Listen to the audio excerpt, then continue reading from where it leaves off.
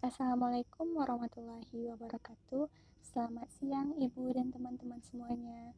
Kami dari kelompok 10 pada kesempatan kali ini akan mempresentasikan hasil diskusi kami, yaitu mengenai Managing System Support and Security. Sebelumnya perkenalkan, nama saya Putri Sri Ani dengan nomor BP 19 10 53 2019 dan rekan saya. Baik, perkenalkan nama saya Dinda Siti Aisyah Ghaffar dengan nomor BP 19 10 53 2056. Baik, perkenalkan nama saya Vina Mifasari dengan nomor BP 19 10 53 10 33. Baiklah, saya Putri Sri Ani. Pada kesempatan awal ini akan menyampaikan apa saja topik-topik yang akan dibahas pada presentasi kali ini. Yaitu, pada presentasi ini dijelaskan tentang dokumen sistem, termasuk pelatihan pengguna dan meja bantuan. 4 jenis perawatan utama yang dibahas yaitu korektif, adaptif, perfektif, dan preventif. Bagaimana grup teknologi informasi menggunakan tim pemeliharaan, manajemen konfigurasi, dan rilis pemeliharaan juga diperiksa, termasuk penggunaan masalah kinerja sistem dan alat pemeliharaan. Sistem keamanan pada masing-masing dari 6 tingkat keamanan dianalisis, yaitu keamanan fisik, jaringan, aplikasi, keamanan file, keamanan pengguna, dan juga keamanan prosedural. Pentingnya cadangan data dan masalah pemulihan juga dipertimbangkan. Kunci untuk mengenali keusangan sistem juga disajikan dalam presentasi kali ini. Yang terakhir, beberapa kemungkinan tantangan dan peluang yang dihadapi analis sistem di tahun-tahun yang mendatang juga dibahas. Selanjutnya yaitu mengenai dukungan pengguna, yaitu terbagi atas 3. Yang pertama, adanya pelatihan pengguna. Yang kedua, meja bantuan. Dan yang ketiga, masalah outsourcing. Nah, yang pertama, pelatihan pengguna. Pelatihan pengguna membahas tentang perubahan sistem, mirip dengan pelatihan awal. Tujuan utamanya adalah untuk menunjukkan kepada pengguna bagaimana sistem dapat membantu mereka dalam melakukan pekerjaan mereka. Yang kedua, yaitu adanya meja bantuan. Ketika sistem dan struktur data menjadi lebih kompleks, pengguna membutuhkan dukungan dan bimbingan yang konstan untuk membuat data lebih mudah diakses dan untuk memberdayakan pengguna. Banyak departemen teknologi informasi membuat meja bantuan. Meja bantuan juga disebut dengan meja pelayanan, yaitu sumber daya terpusat yang dikelola oleh profesional teknologi informasi yang menyediakan dukungan yang dibutuhkan pengguna untuk melakukan pekerjaan mereka. Dalam kegiatan sehari-harinya, anggota staf meja bantuan mempunyai beberapa tugas, yakni yang pertama, menyelesaikan masalah akses jaringan atau kata sandi. Yang kedua, mendemonstrasikan fitur lanjutan dari sistem atau paket komersial. Yang ketiga, bantu pengguna dalam melakukan pemulihan data yang rusak. Yang keempat, menawarkan kiat untuk pengoperasian yang lebih baik. Selanjutnya yaitu mengenai masalah outsourcing. Banyak perusahaan melakukan outsourcing berbagai aspek pengembangan aplikasi, dan ini juga mencakup outsourcing dukungan teknologi informasi dan meja bantuan. Seperti kebanyakan keputusan bisnis, outsourcing memiliki pro dan kontra. Biasanya alasan utama untuk outsourcing adalah pengurangan biaya. Pusat panggilan atas pantai dapat memangkas pengeluaran dan membebaskan sumber daya manusia yang berharga untuk pengembangan produk. Selanjutnya yang ketiga adalah mengenai tugas pemeliharaan.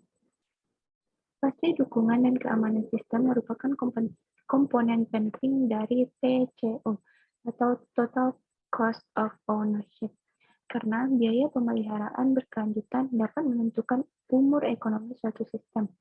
Nah, gambar yang ada di samping menunjukkan adanya pola kas biaya operasional pemeliharaan selama masa manfaat sistem. Biaya operasional termasuk barang-barang seperti persediaan, persewaan peralatan, dan persewaan perangkat lunak.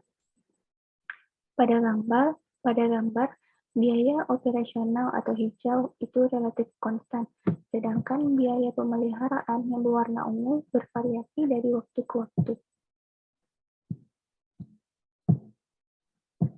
Selanjutnya membahas mengenai jenis-jenis tugas pemeliharaan. Yang pertama ada pemeliharaan korektif. Yang kedua ada pemeliharaan sempurna.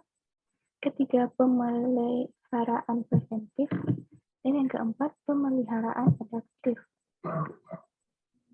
Pemeliharaan korektif yaitu perawatan korektif, mendiagnosis dan mengoreksi kesalahan dalam sistem operasional. Untuk menghindari timbulnya masalah baru, semua pekerjaan pemeliharaan memerlukan analisis yang cermat sebelum melakukan perubahan.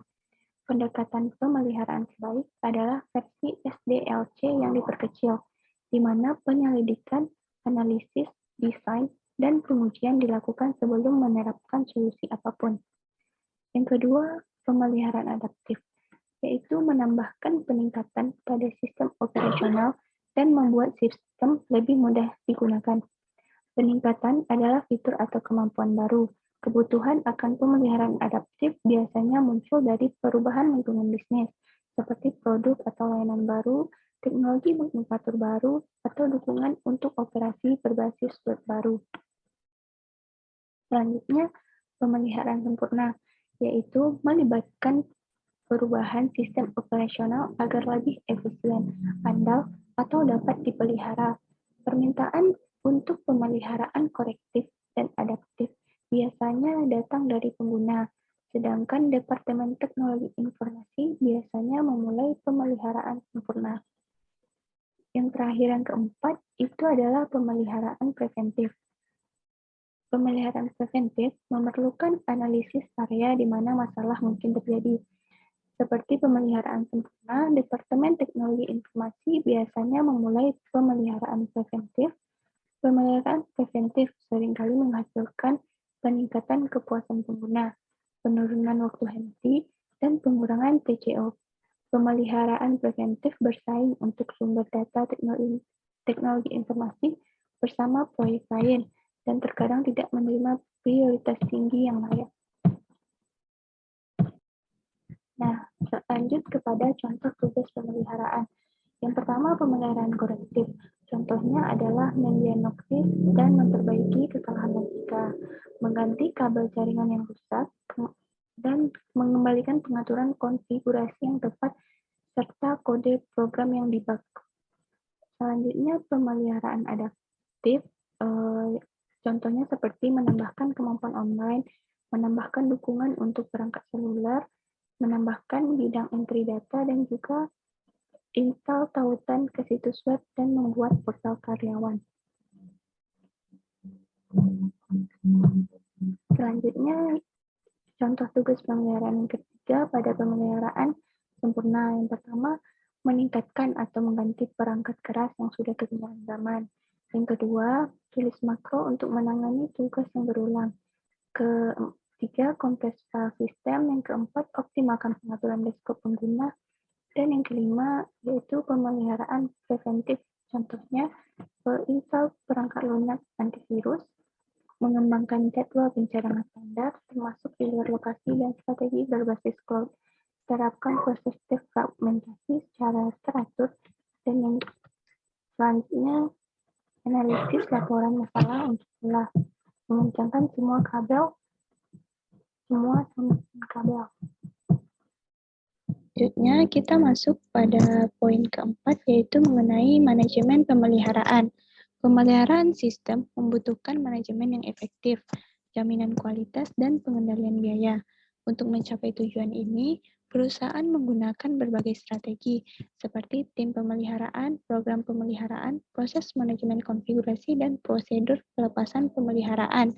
Selain itu, perusahaan menggunakan kontrol versi dan baseline untuk melacak rilis sistem dan menganalisis siklus hidup sistem. Konsep-konsep ini dijelaskan melalui 7 bagian, yaitu yang pertama, tim pemeliharaan. Tim pemeliharaan termasuk seorang administrator sistem dan satu atau lebih analis dan pemrogram sistem. Administrator sistem harus memiliki keahlian teknis yang kuat dan pengalaman dalam pemecahan masalah dan konfigurasi sistem operasi dan perangkat keras.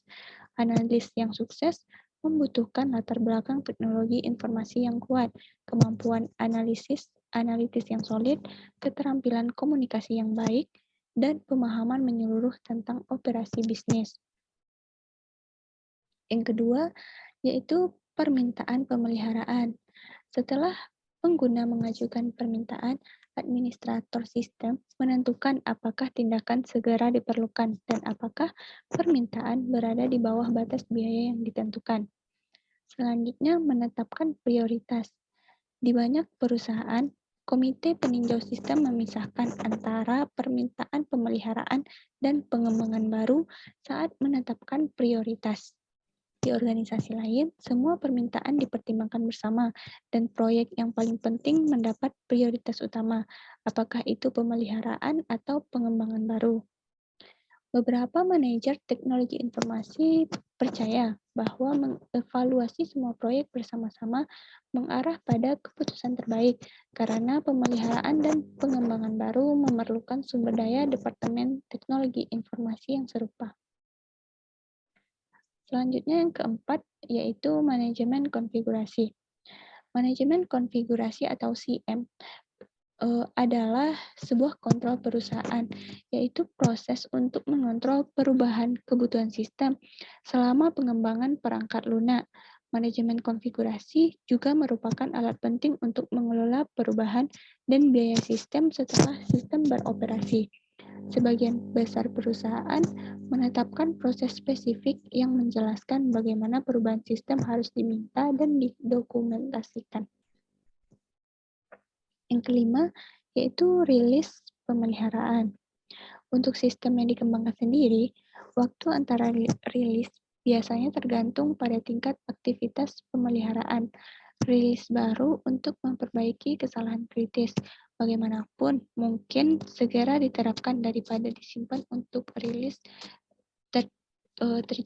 terjadwal berikutnya. Yang keenam, yaitu kontrol versi. Yaitu kapan kontrol adalah proses pelacakan rilis sistem atau versi. Ketika versi baru dari sebuah sistem diinstal, rilis sebelumnya diarsipkan atau disimpan. Jika versi baru menyebabkan sistem gagal, perusahaan dapat menginstal ulang versi sebelumnya untuk memulihkan operasi. Dan yang ketujuh yaitu adalah garis dasar atau biasa disebut dengan baseline. Garis dasar adalah titik acuan formal yang mengukur karakteristik sistem pada waktu tertentu. Analis sistem menggunakan garis dasar sebagai tolak ukur untuk mendokumentasikan fitur dan kinerja selama proses pengembangan sistem. 3 jenis garis dasar yaitu ada 3. Fungsional, kedua alokasi, dan yang ketiga produk. Dasar fungsional adalah konfigurasi sistem yang didokumentasikan di awal proyek. Ini terdiri dari semua persyaratan sistem yang diperlukan dan batasan desain. Yang kedua tadi yaitu dasar yang dialokasikan, mendokumentasikan sistem pada akhir fase desain dan mengidentifikasi setiap perubahan sejak baseline fungsional. Baseline yang dialokasikan mencakup pengujian dan verifikasi semua persyaratan dari fitur sistem. Dan yang ketiga, dasar produk menggambarkan sistem pada awal operasi sistem.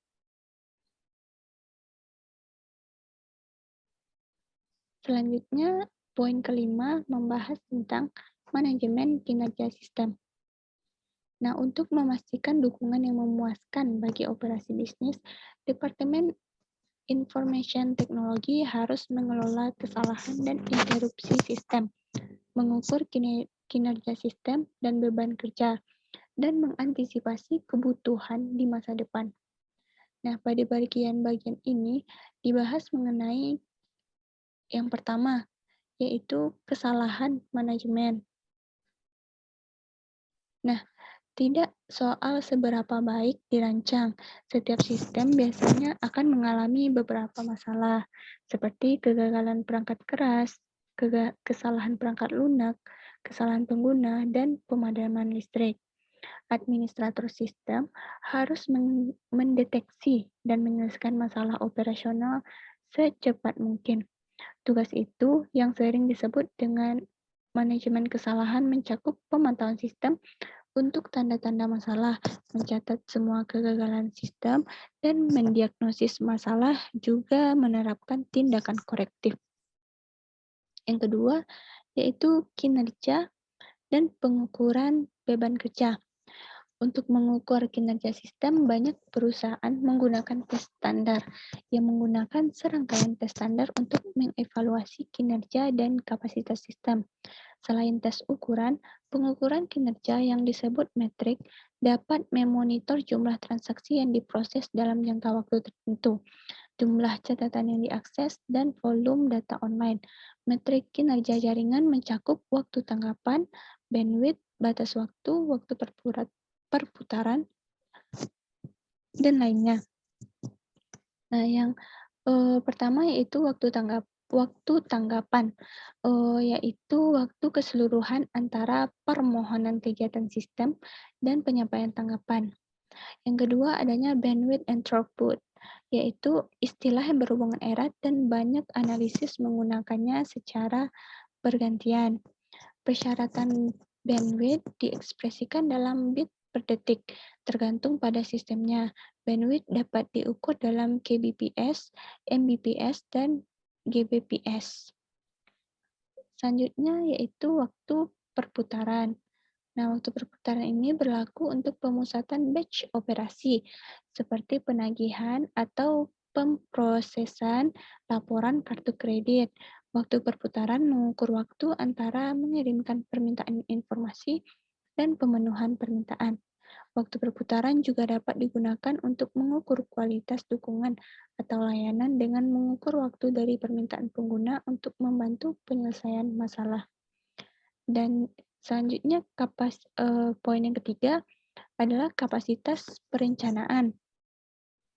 Perencanaan kapasitas ini adalah proses yang memonitor tingkat kegiatan dan kinerja saat ini.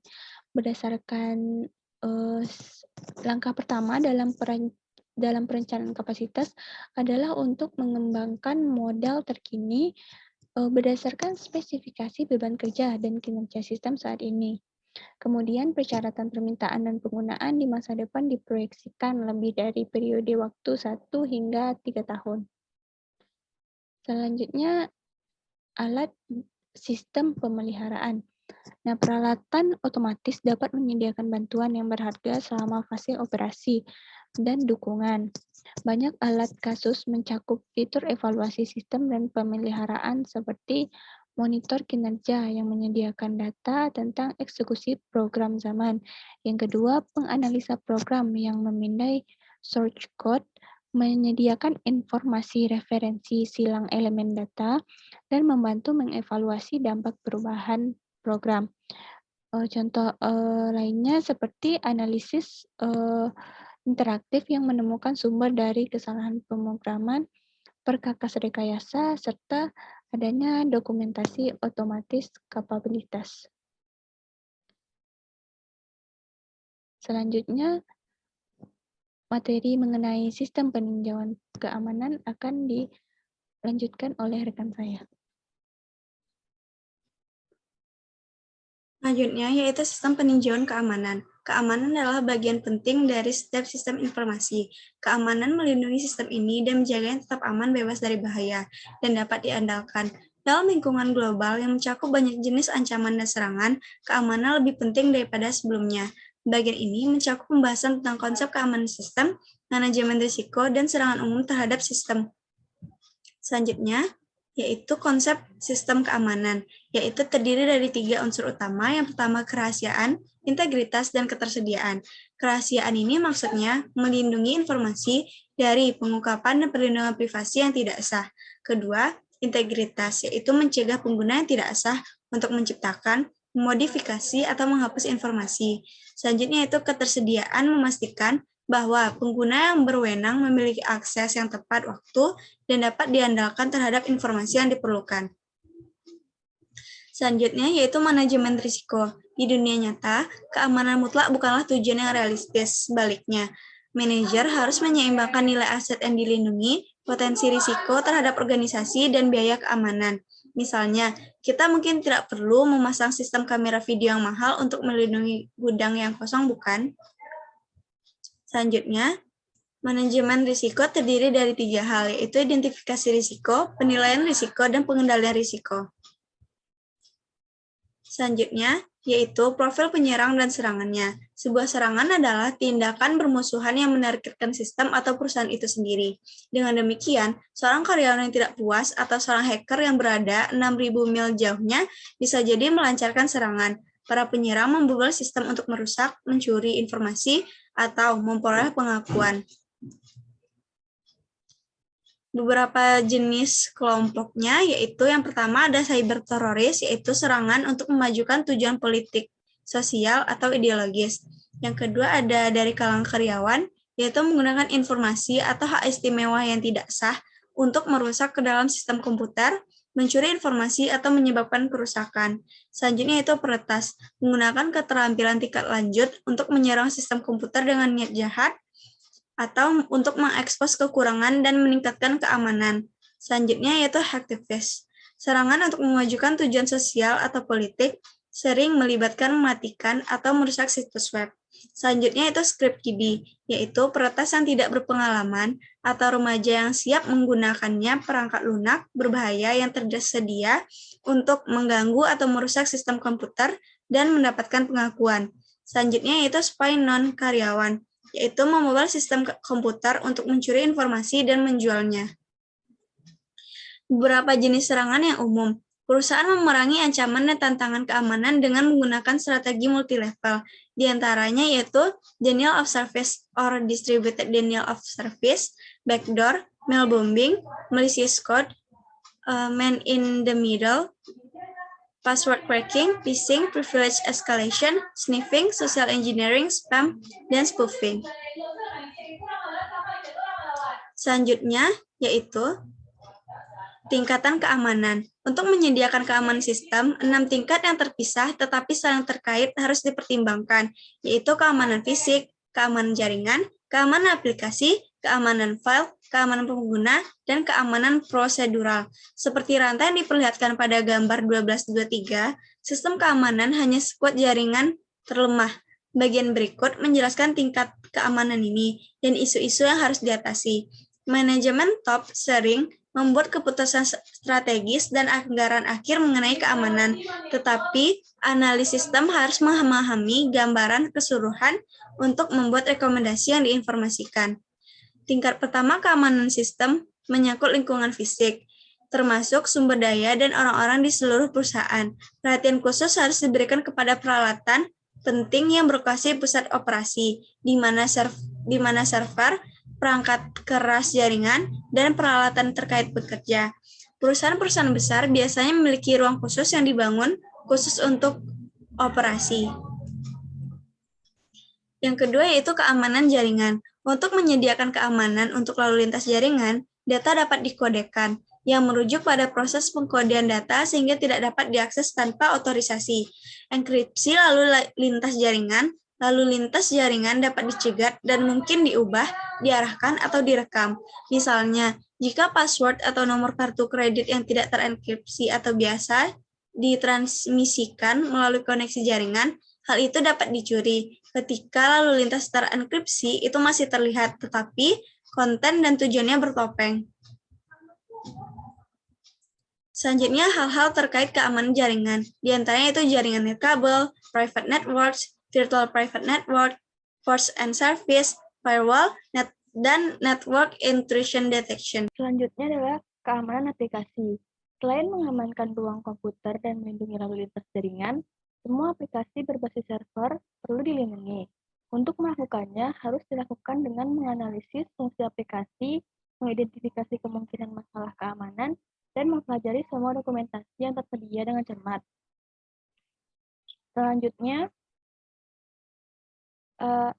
keamanan aplikasi memerlukan pemahaman tentang hal-hal berikut, yaitu 1. Layanan, 2. Penguatan, 3. Isi aplikasi, 4 validasi input, 5 patch dan pembaruan, 6 log perangkat lunak.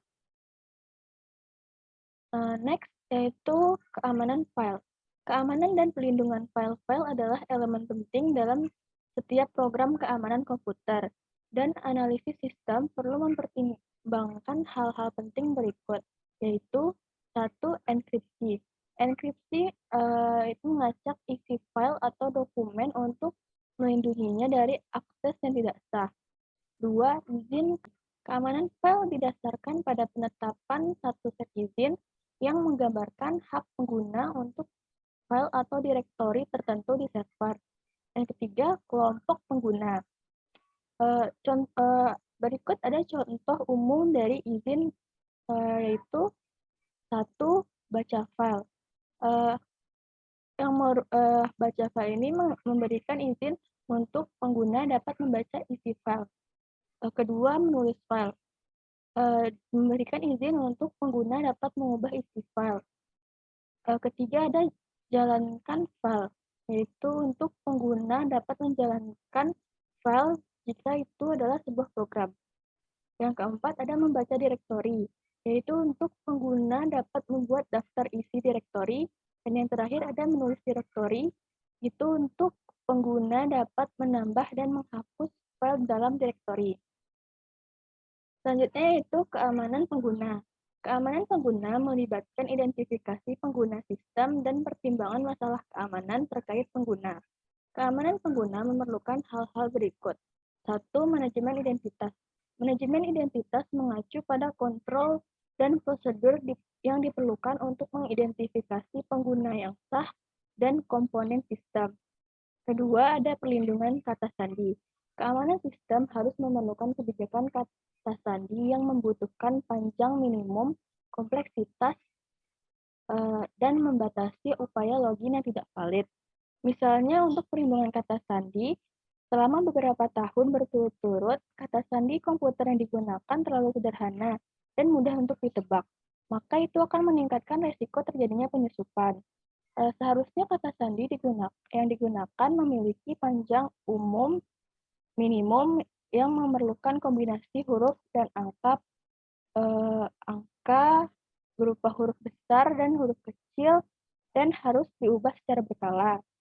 Tetapi sayangnya kata sandi apapun dapat disusupi jika pengguna menuliskannya atau menyimpannya di lokasi yang mudah dijangkau seperti di meja, papan pengumuman, atau di bawah keyboard. Selanjutnya itu teknik sosial. Bahkan jika pengguna sudah melindungi dan mengamankan kata sandi mereka, penyusup mungkin mencoba untuk mendapatkan akses tidak sah ke sistem pengguna dengan taktik yang disebut rekayasa sosial. Dalam serangan rekayasa sosial, penyusup menggunakan interaksi sosial untuk mendapatkan akses ke sistem komputer. Misalnya, penyusup mungkin berpura-pura menjadi karyawan baru atau teknisi dari luar atau jurnalis yang melakukan serangkaian pertanyaan-pertanyaan. Penyusup akan bisa mendapat informasi yang dia butuhkan untuk menyusup pada sistem. Selanjutnya ada resisten pengguna. Banyak pengguna termasuk beberapa manajer senior tidak menyukai tindakan keamanan yang ketat karena tindakan tersebut dapat tidak nyaman dan memakan waktu yang cukup lama. Sistem analisis harus mengingatkan kepada pengguna bahwa perusahaan berutang keamanan terbaik kepada pelanggannya yang telah mempercaya pribadi informasi kepada perusahaan, kepada karyawannya yang juga menyimpan informasi tidak pribadi dalam file perusahaan, dan kepada para pemegang sahamnya yang mengharapkan perusahaan memiliki program keamanan yang efektif dan komprehensif yang akan menjaga aset perusahaan dan sumber daya. Ketika pengguna memahami komitmen keseluruhan terhadap keamanan ini dan merasa bahwa mereka adalah bagian darinya, mereka cenderung memilih kata sandi yang lebih baik dan lebih waspada terhadap masalah keamanan dan berkontribusi pada keberhasilan keseluruhan program keamanan perusahaan. Yang terakhir ada teknologi baru. Selain pengukuran tradisional dan perangkat biometrik, teknologi dapat meningkatkan keamanan dan mencegah akses yang tidak sah. Misalnya, Token keamanan yang merupakan perangkat fisik yang dapat mengautentikasi pengguna yang sah. Beberapa perusahaan memberikan token keamanan kepada karyawan yang menghasilkan validasi numerik kode yang dimasukkan karyawan sebagai tambahan untuk sandi normalnya. Selanjutnya, keamanan prosedural. Keamanan prosedural juga disebut keamanan operasional, yang berkaitan dengan manajerial kebijakan dan kontrol yang memastikan operasi yang aman. Keamanan prosedural mendefinisikan bagaimana tugas-tugas tertentu harus dilakukan dari pencadangan data skala besar hingga tugas hari-hari, seperti menyimpan email atau formulir. Selanjutnya itu pencadangan dan pemulihan. Setiap sistem harus menyediakan pencadangan dan pemulihan data berupa backup yang mengacu pada menyalin data pada interval yang ditentukan atau terus-menerus. Hal-hal penting dalam proses pencadangan dan pemulihan yaitu 1. Media cadangan, 2. Jenis cadangan, 3. Periode retensi.